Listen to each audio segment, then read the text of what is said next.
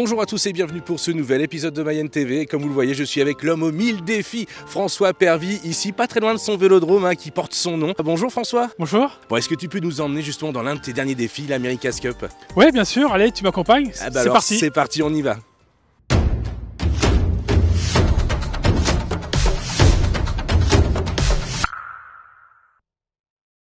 Et oui, donc avec François Pervy ici à l'espace Mayenne. Il y a quelques mois, il allumait la vasque, tu te souviens François, ici sur le parvis de l'espace Mayenne. Alors François, le défi, un dernier défi qui vient de se terminer pour toi, c'est l'America's Cup. Explique-nous un petit peu ce qu'est déjà l'America's Cup pour ceux qui ne connaissent pas vraiment cette compétition.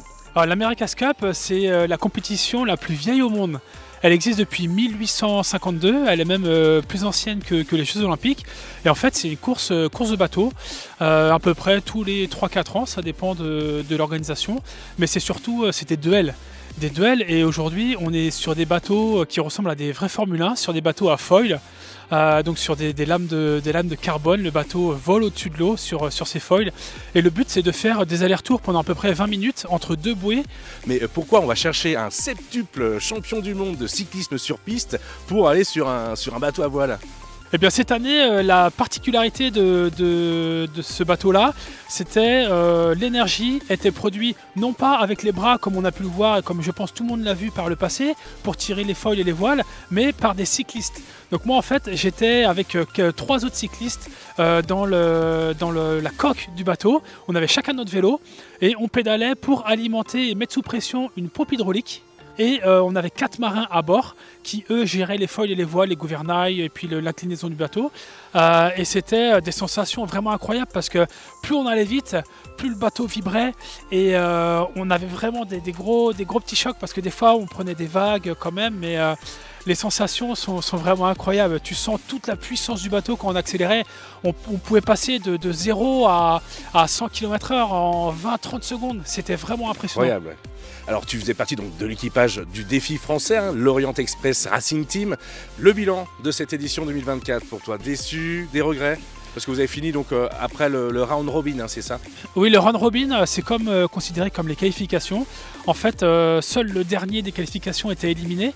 Toutes les autres équipes passaient en demi-finale et malheureusement ça nous est tombé dessus. Donc grosse déception de ce côté-là. Mais on a eu le bateau seulement 3 mois avant la compétition. On s'y est pris un peu tard.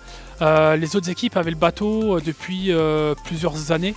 Et à entendre les autres équipes étrangères, ils étaient vraiment très impressionnés de notre équipe parce qu'en fait, ils s'attendaient à ce qu'on prenne vraiment, qu'on soit très très loin derrière, qu'il n'y ait jamais match. Et là, il y a eu quasiment match très très souvent, même avec les meilleures équipes, même avec les Néo-Zélandais, même avec les Italiens qui cette année ont vraiment une équipe très très forte. Et il nous a manqué juste du temps pour que les pilotes puissent s'habituer au bateau parce que, comme j'ai dit, c'est un bateau qui est très complexe et à piloter, c'est très compliqué. Ça demande des heures et des heures et des heures d'entraînement et 3 mois, ça n'a pas suffi. Prochain défi pour toi, c'est quoi? Est-ce qu'on parle encore du record du monde en vélo couché caréné?